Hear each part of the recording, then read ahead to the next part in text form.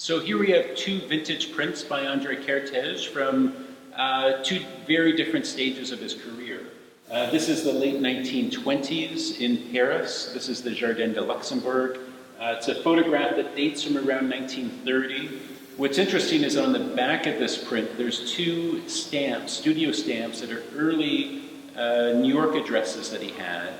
And this is one of a few photographs that he brought with him to Paris in the hopes that the quality of this picture would help him get jobs in New York. Unfortunately, his time in New York were very difficult career-wise, that although he was celebrated in Europe, the Americans weren't really quite sure what to do with his photographs. They didn't understand the way that he was using the medium. They found his work much too subtle. And for me, I just love it. It's a warm tone print with this great light and shadow. For those that love dogs, this is a great dog picture. This photograph dates about 40 years after this one. And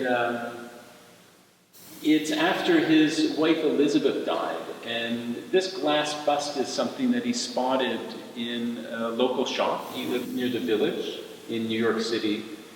And he thought that the nape of the neck was identical to his deceased wife's, and he fetishized over this object. And it's an object that became his muse and actually helped him get out of this deep depression that he had fallen in.